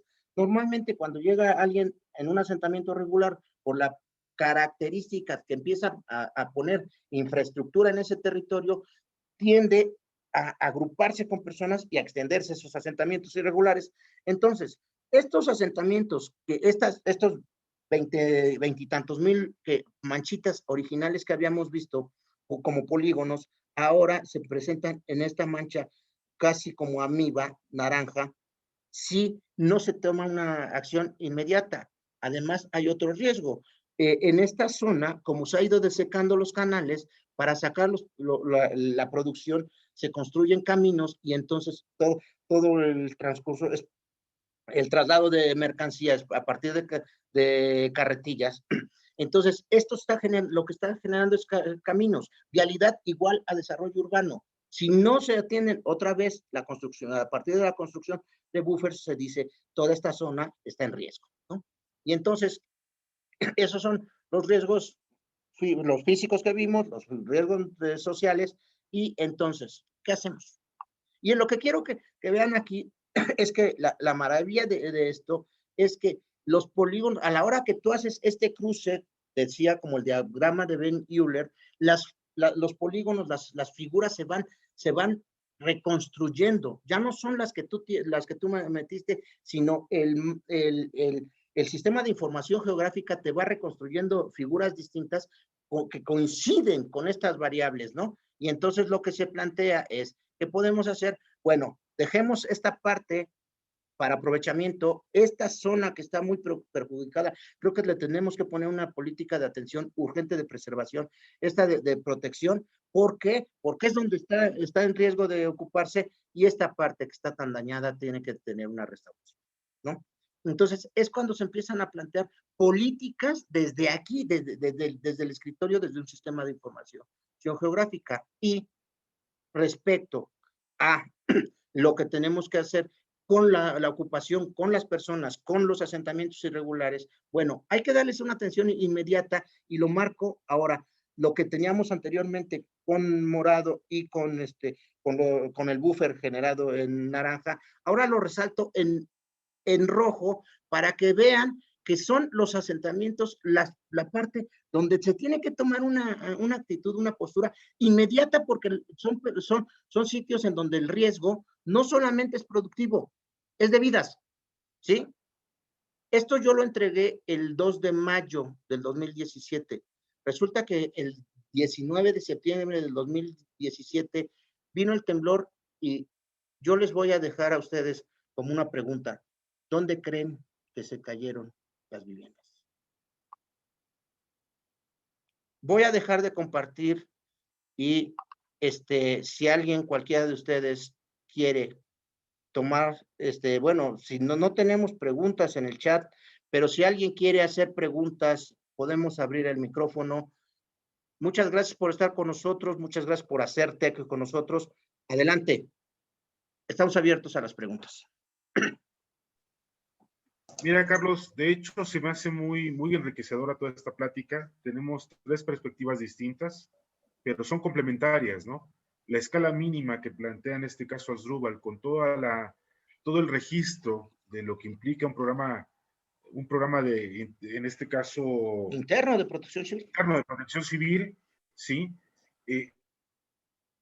Si lo sumamos a una condición de las características del territorio, del entorno inmediato, con sus riesgos y vulnerabilidades que representa, y si lo vemos también desde un enfoque del ordenamiento territorial, creo que es una gestión integral no solo del riesgo, sino también del ordenamiento del territorio.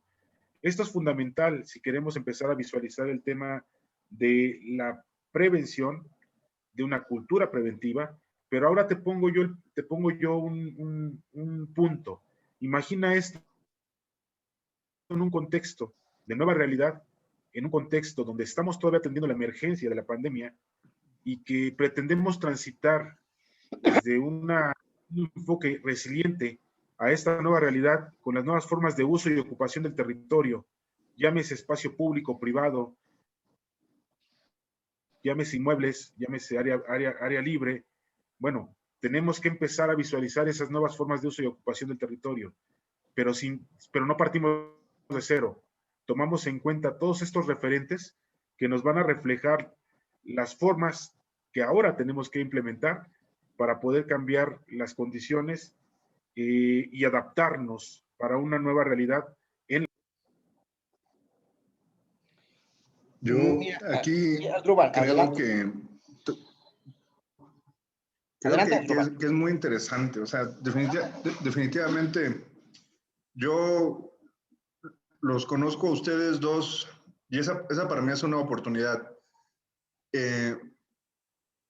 Que los conozco, ¿sí? O sea, desempeñando cosas diferentes, los conocí. No me invitó una gente que no conocía a un programa propio. Me invitó un amigo, una persona que admiro y respeto también para eso. Entonces, el hecho de sentir este programa de ustedes me encanta, ¿no? La invitación me encanta. El nombre, Tequio. Tequio va muy ad hoc con todo esto. En un tiempo antes, Tequio era la palabra en la que los españoles pedían el trabajo de las personas de nuestro país, pero después lo adoptamos como una forma de trabajo en comunidad. Entonces estamos trabajando para la comunidad, estamos trabajando para mejorar. Y lo que yo acabo de ver ahorita, he ido a muchas pláticas de protección civil, he estado en seminarios y en muchos lugares, pero son temas diferentes. Unos hablan de sistemas de alerta, otros de sismos, otros de huracanes y todo, pero no están ligados, ¿no? Y lo que dice Iván, estamos hablando con 3 enfoques desde perspectivas o de nuestras profesiones diferentes, pero van ligado a lo mismo. Entonces, yo creo que aquí es muy especial y hay algo que me gustaría destacar. Ahorita en una de mis materias de la maestría, hablamos acerca de la inteligencia en la gestión integral del riesgo. Y la inteligencia es aquel paso más arriba todavía del ciclo de la información. O sea, ya revisamos, llegamos y analizamos y todo, sí. Pero ya con ese resultado de información, esa masa que ya tenemos de información pura, ¿qué hacemos? Generamos inteligencia. ¿Y cómo generamos la inteligencia? De esta manera. De esta manera, empezando con un inmueble, viendo con el entorno siguiente y el entorno siguiente, que fue lo que hicimos en esto. Yo de participar con ustedes, yo me siento muy contento por la invitación, me siento muy contento por lo que aprendí hoy de ustedes dos, de las personas que me invitaron. Me siento contento de tener un auditorio de gente joven, un auditorio de personas que van a ser pilares más adelante en materia de protección civil, porque ya están viendo esta gestión integral del riesgo desde otros enfoques, pero aparte me siento contento porque creo que lo que he pensado en materia de modernizar a la protección civil, de generar el primer e-learning, como le llaman, de protección civil integral, porque nadie lo tiene, el programa interno virtual nadie lo tiene, los videos de evacuación tampoco. ¿A quién se le habían ocurrido hacer letreros de pisos altos y pisos bajos? A nadie. Es una necesidad para millones de inmuebles que tenemos en la Ciudad de México, pero no lo hemos generado. Todos compramos nuestros letreros de qué hacer en caso de sismo e incendio, que era cuando iba en la primaria. Pero ahora me doy cuenta que con ustedes dos mezclo mis ideas, mezclo la tecnología, pero mezclo el análisis y por primera vez veo inteligencia en alguna actividad en materia de gestión integral del riesgo. Y lo hacemos los tres con pasión. Entonces no es para estar viendo quién compra un atlas de riesgo o quién hace algo así. No, estamos dando nuestra pasión en lo que expresamos y yo de verdad me siento muy contento. No sé si hay preguntas o respuestas porque yo estoy más enfocado en lo que aprendí ahorita de ustedes que nada, ¿no? Estoy sorprendido gratamente. Entonces, aquí estoy. Si hay preguntas, las contestamos. Y si no hay preguntas, créanme que yo ya gané mucho con ustedes, compañeros. Gracias, Asdrúbal. Si alguien se decide a preguntar, a opinar libremente, déjenme decirles de lo que comentan ambos. En realidad, la tecnología o la inteligencia que se va alimentando y que se va aprendiendo y el uso de las computadoras, la verdad es que no tiene ningún sentido si no le encuentras para qué. Si no le encuentras una utilidad, ¿no? Como en qué la materializas, en qué la utilizas, de qué forma la pones al servicio de los demás. Eso tiene que ver con la forma, te digo, en lo que fuimos construyendo estos sistemas de información geográfica que es un rato que ya tenemos aquí, que ya está en el discurso de todo el mundo, pero que no todo el mundo lo está materializando, porque creo que sí, desgraciadamente, en el ámbito de la protección civil hay muchos que siguen en la idea de la reacción, ¿no? Aprendamos a reaccionar y aprendamos a sacar gente en el momento que sea necesaria. Y lo que sería importante es que redujéramos el número de sangre, redujéramos el número de muertos, pero sobre todo redujéramos el número de incidentes, de los riesgos que se materializan, y eso tiene que ver con dejar de construir riesgos o minimizarlos o mitigarlos. Lo que decías, Iván, respecto a esto de cómo retomamos, cómo nos reorientamos, nos readecuamos en el espacio público. Y fíjate respecto a lo que tú dices sobre las escuelas. Hace algunos años estaba haciendo un trabajo respecto a las escuelas y cómo la problemática, los peligros que yo veía alrededor y en algunos casos, pues una cosa que citaba era, bueno, mira, aquí hay salidas del metro, o aquí pasa el metro, ¿no? Imagínate en esta situación del COVID y una primaria, un kinder, cerca de una salida del metro y todo el mundo saliendo del metro exponiendo al COVID. O sea, esta cantidad en el espacio público cerca de un espacio educativo, kinder, primaria, secundaria. Vamos a empezar a ponerlo esto como un riesgo real. Vamos a empezar a decir, ¿sabes qué? Al final de cuentas, si tienes que correr, ¿qué crees? No es exactamente al parque, no es exactamente, porque ahí es donde nos vamos a concentrar todo, ¿sí? Entonces, por supuesto que nos vamos a tener que reeducar, por supuesto que vamos a tener que ir visualizando esto y haciendo planteamientos nuevos sobre el espacio público y sobre el espacio privado. Hay una pregunta aquí de Esperanza. No, desgraciadamente no tenemos constancias, Esperanza, porque esto es un ejercicio de hacer tequio y dejarles, o sea, dejar este tequio para todos aquellos a quien les sirva, bienvenido. Por eso estamos transmitiendo en vivo por Face y por eso, al final de cuentas, toda la plática se subirá como grabación a Face y se subirá también como grabación a YouTube.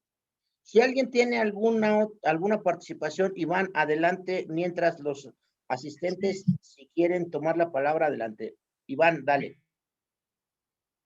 Aquí hay una cuestión, el contexto en el cual nos encontramos, es decir, tequio, responde a un hartazgo que de alguna forma tuvimos, Carlos y su servidor, en términos de lo que ocurre. Es decir, nosotros vemos y escuchamos una serie de quejas en la sociedad, ¿no? Y nuestra formación ha sido una formación de carácter pública, ¿no? Nos han educado la universidad pública. Y esto es una forma de retribuir. Hacer tequio es tomar la acción y no esperar a que el gobierno venga y te resuelva. Si podemos resolverlo nosotros, lo empezamos a hacer. Esto no quiere decir que no aceptemos, en este caso, un trabajo conjunto con un gobierno. Claro que lo podemos hacer. Pero si podemos empezar a emprender nosotros las modificaciones desde la base, desde una base social, creo que estaríamos construyendo una modificación que obligaría a otros niveles a tomar acciones de manera más puntual, porque ya tenemos una participación de lo que queremos y lo que estaríamos buscando es esa gestión que podría tener un gobierno para poder cumplir estas iniciativas, ¿no? En ese contexto es en el que nos movemos con Tequio. Si bien es cierto aquí la presentación que se manejó por cada uno de nosotros refleja ese ejercicio de aportar cómo estamos construyendo, si no conocimiento, cómo estamos construyendo, cómo estamos aportando en la construcción de conocimiento para llegar a identificar estas nuevas formas de uso y ocupación del territorio, ¿no? Y distinguir los riesgos y ver de qué manera podemos antecedernos a esas necesidades. Yo no hablaría de una inteligencia en cuanto a este tema, no me atrevería, no lo veo así. Lo veo más como un acto de planeación, un acto planificado que te permite generar escenarios, y escenarios donde tienes tú el ideal, donde tienes tú la realidad y donde tienes una situación extraordinaria ante una emergencia. Bueno, en cada uno de esos escenarios tienes que visualizar cuál es la forma de uso y ocupación del territorio, cuál es la forma en la que tú vas a desenvolverte ante tales circunstancias, y eso es lo que queremos empezar a aportar. Esto lo podemos ver no solo en la comunidad, sino también lo podemos ver en términos de la iniciativa privada. Pensemos tal vez en algún centro comercial. ¿Cómo va a actuar ahora? ¿Qué tiene que hacer? ¿Qué elementos debe contemplar? El planteamiento de Carlos es muy válido en el sentido de que hay lugares que tenemos infraestructuras de transporte masivo, donde el paso constante de las personas en condiciones que desconocemos, pues genera cierta condición de vulnerabilidad para algunos espacios que son ocupados, ¿no? Bueno, ¿qué mecanismos requerimos para no tener esa vulnerabilidad ante un riesgo ahora de la pandemia? Ese es el nuevo pensamiento, esa es la nueva forma de empezar a imaginarnos cómo podemos controlar esas variables, ¿no?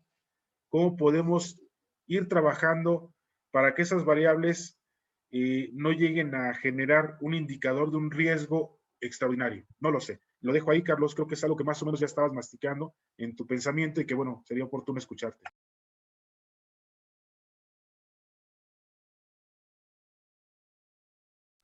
Tienes tu audio apagado.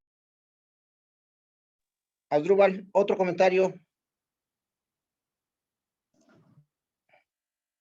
Sí, yo creo que es interesante. Aquí nos podemos pasar mucho tiempo.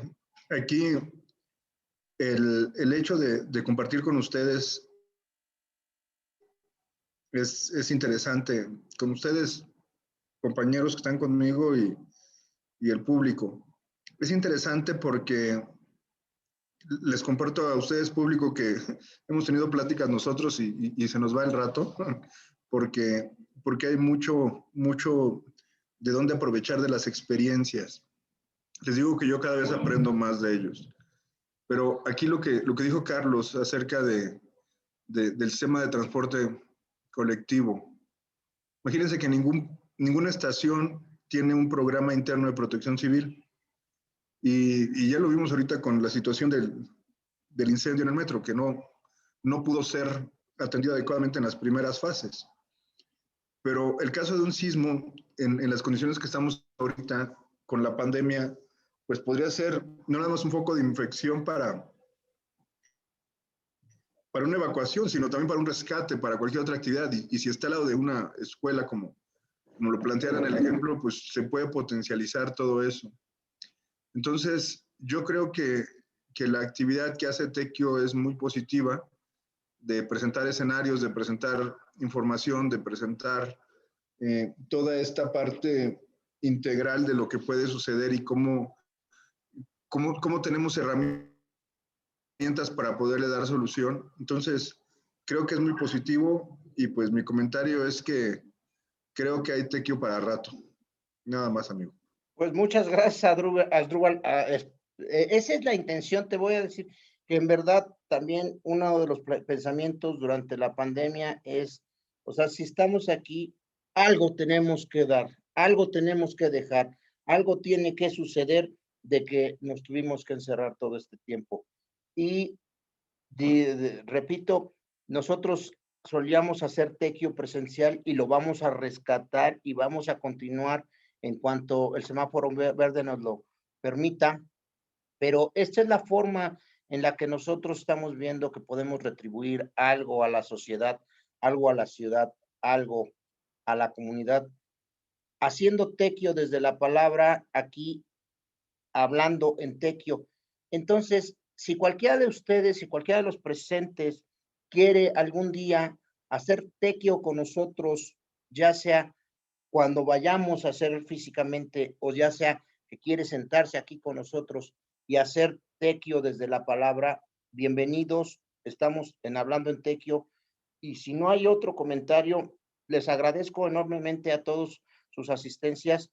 Jesús Ochoa, a ver, dime, porque ya estaba cerrando la puerta, Jesús. A ver, dale, adelante. Sí, bueno, nada más para agradecerle a ustedes tres que estuvieron como conferencistas el día de hoy, bueno, la charla que tuvimos. Y sí, es algo interesante, sobre todo porque en ocasiones es muy necesario conocer un poco más acerca de esta temática en la que estamos inmersos todos, los presentes que estamos aquí. Y retomando un poco de lo que usted comentó hace un momento con respecto a que hasta ahorita ya llevamos más de un año con esta pandemia y debemos de ser agradecidos con la naturaleza que ha sido benévola con nosotros, ¿sí? Ya que hasta ahorita no se ha presentado una eventualidad sísmica como la que normalmente ha ocurrido aquí en la Ciudad de México. Y sobre todo ahorita con el foco de infección que tenemos, con el grado de contagio, ¿sí? A pesar de estar en fase de semáforo naranja. Pero ¿qué sugieren ustedes, por ejemplo, en el caso de que ocurra una eventualidad ahorita, ya que hay muchos lugares, muchos establecimientos que ya reaperturaron actividades y en dado caso de que se presente alguna, algún caso de sismo y la gente tiene que evacuar, ¿qué sugieran ustedes que se realice en ese momento, ya que tampoco se pueden reunir en un punto de reunión? Mira, Jesús, en primera instancia, pues ya sucedió. El 23 de junio del 2020 ya tembló en la Ciudad de México y las escenas son preocupantes porque donde habían personas eran en los hospitales y tuvieron que salir con la camilla y tuvieron que salir con el suero y de repente se ven en las imágenes de los periódicos que no todos tenían las mejores condiciones, que no todos tenían cubrebocas, que no todos tenían el mejor material. Pero una de las cuestiones por las que tiene sentido estas reuniones, estas pláticas y esta difusión masiva es porque algo que tendríamos que empezar a construir es la cultura de la autoprotección. De verdad que en la medida en la que cada vez más personas tengamos una idea de qué hacer, cómo se hace, por qué se hace, decía Asdrúbal, corro para evacuar, repliego, busco la escalera, cuando sepamos la mayoría de las personas qué hacer, cuando tengamos la menor idea de cómo dar los primeros auxilios, cómo dar primeros auxilios psicológicos, cómo de veras orientar para en un proceso de evacuación, cómo buscar y cómo identificar los puntos de menor riesgo. De verdad que vamos a estar mucho más avanzados. El temblor se va a dar, sí se va a dar, pero lo que vamos a estar construyendo va a ser resiliencia. Y eso es un trabajo de todos, porque mira, te voy a contar algo muy rápido. En un seminario que teníamos hace unos años, alguien preguntó, bueno, a ver, ¿y por qué vienen a decirnos aquí lo que tenemos que hacer? ¿Y qué por eso no son los de Protección Civil y para eso les pagan? ¿Y qué va a suceder cuando cuando este temblor te encuentre a ti en tu casa? Con tu familia y con tus hijos. Tú eres el que vas a tener, a ti te toca salir corriendo con tus hijos. Es mejor que sepas cómo se hace. Entonces, ¿cuál es el escenario? Podría ser drástico si nos educamos, si aprendemos, si vamos generando esta cultura de autoprotección, las cosas van a ser mejor. Y en eso sí estamos comprometidos. Vamos a seguir difundiendo lo que podamos hacer y bienvenidos quienes lo escuchen. Iván, adelante. Primero Asdrúbal, que es el que de alguna forma tiene un enfoque más particular en cuanto a las edificaciones, y ahorita yo... Adelante, Asdrúbal. Se me hizo muy interesante tu pregunta, Jesús, y muy al día. O sea, muchas veces preguntamos de eventos que podrían suceder, ¿no? Y el ejemplo que presentó Carlos es muy cierto. O sea, ya tenemos la experiencia de que pasó, no fue un sismo de gran magnitud ni nada, pero cuando la gente siente alguna situación, pues reacciona de alguna manera. Aquí lo importante es enseñarlos a reaccionar. O sea, ya pasó eso y no hay comunicados por parte de las autoridades de protección civil de qué es lo que se tiene que hacer.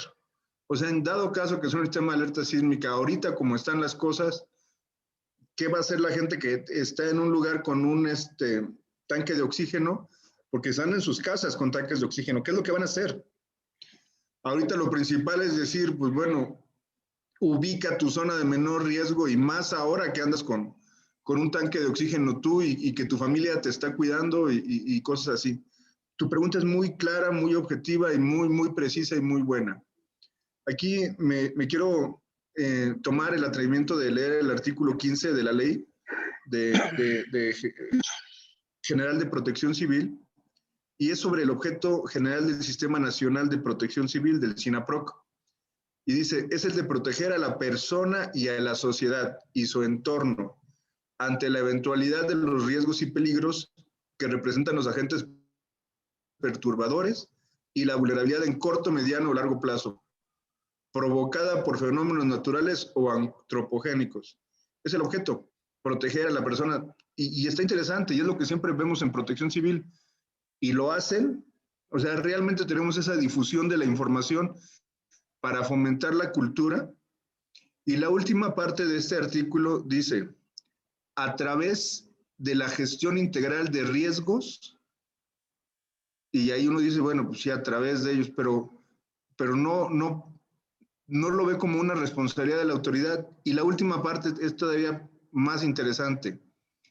Y el fomento de la capacidad de adaptación, auxilio y restablecimiento en la población. O sea, el sistema nos dice que la población debe de fomentarse la capacidad de adaptación, auxilio y restablecimiento. Me permití leer este artículo porque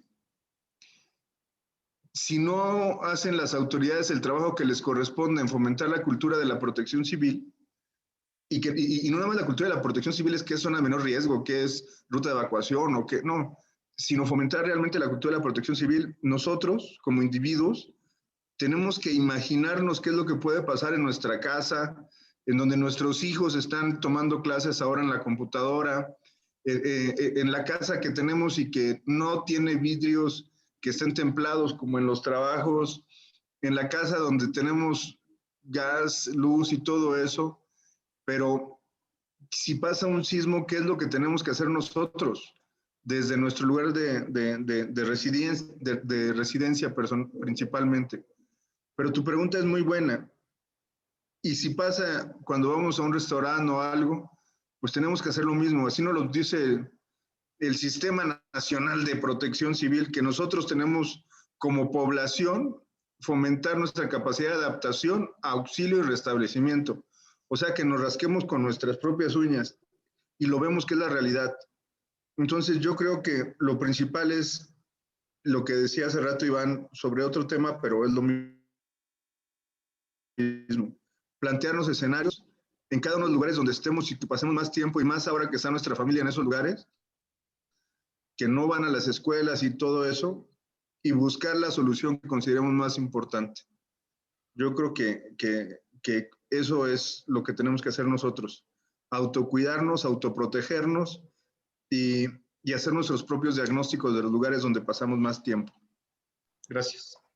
Sí, Jesús. De hecho, comparto la opinión de Asdrúbal, comparto la opinión de Carlos, desde una forma muy mundana, ¿no? En el sentido de que uno llega a transitar en cualquier sitio y no tiene la costumbre de observar el territorio, de observar las características del lugar. Podemos entrar a un centro comercial, podemos entrar a una plaza comercial, podemos entrar a un café, y nunca nos sentamos a observar qué hay en el entorno, y mucho menos a ver si cuentan con un plano, una planta de conjunto que te muestre las rutas de evacuación. El hablar de la cultura de la protección civil, en este caso, es importante que nosotros empecemos a asimilarla, que realmente la empecemos a vivir. Pondría una analogía. Cuando vamos a tomar el transporte público, hay algunas zonas que sabemos son zonas muy, muy seguras, pero uno ya va generándose sus escenarios ante situaciones extraordinarias, ¿no? Si se sube alguien a robar, pues sabes que te guardas tal vez el teléfono en una parte, vaya, empiezas a generar ese tipo de escenarios. Bueno, hagamos ese hábito en el lugar, en los lugares donde frecuentemente transitamos. Ubiquemos los lugares que tenemos como seguros en términos del entorno. No va a ser un lugar próximo a una edificación alta, ¿no? Tal vez. Entonces, esto conjugado con la ruta de evacuación que pudieras empezar a distinguir una vez que entras a un inmueble, pues te va a ir generando esa concatenación de elementos para reaccionar ante una situación extraordinaria. Puede ocurrir un sismo, puede ocurrir una inundación, tal vez algunas zonas de la ciudad que tenemos hundimientos diferenciales y van a estar propensos a inundaciones. Bueno, ¿qué hacemos ante ello? Ya tenemos una experiencia en el caminar o en el transitar en aquellos lugares que frecuentamos, y en aquellos donde no, empezar a distinguir los lugares que pudieran ser viables para poder tener una condición de seguridad ante una situación extraordinaria. Si bien es cierto, el gobierno no te da la solución, tenemos que empezar a construirlas nosotros, ¿no? Tenemos que empezar a ser más observadores, tenemos que empezar a visualizar escenarios y tenemos que distinguir cómo reaccionar ante una situación extraordinaria. Que en esencia, los programas internos de protección civil en algún, te lo dicen, pero no están visibles, ¿no? Y no tenemos tampoco la conciencia de conocerlos, a lo mejor al menos las plantas de conjuntos para ver cuáles son las rutas de evacuación, pero tenemos que empezar a crearnos ese hábito. Tenemos que hacerlo por nuestra seguridad, por nuestro beneficio, ¿no? Ante situaciones extraordinarias. Espero que con esto de alguna forma te genere cierta orientación y bueno. Gracias, Iván, gracias, Asdrúbal, gracias a todos los que están aquí con nosotros. De verdad, que nos acompañen, eso es lo más importante, porque la idea es, o sea, es bien rico platicar con estos cuates, ¿no? Pero también es importante que pudiéramos dejarles algo a ustedes, que estos tequios que estamos haciendo desde la palabra tengan alguna manifestación para ustedes y nosotros que somos parte de la comunidad. Entonces, muchísimas gracias a todos. De verdad, un honor haber compartido la mesa con ustedes dos. Les mando un abrazo a ambos amigos y si quieren síganos en las redes. Estamos en Facebook como Tequio por tu comunidad. El por es una X. Estamos en YouTube, en Instagram y en Twitter. Todos somos Tequio por tu comunidad. Y muchas gracias por estar con nosotros y muchas gracias por acompañarnos aquí hablando en Tequio. Gracias, hasta luego a todos. Bye. Gracias y compartan si es que les gustó esta experiencia y los temas que quisieran que pudiéramos abordar. Estaría bien, gracias. Gracias, hasta luego. Bye.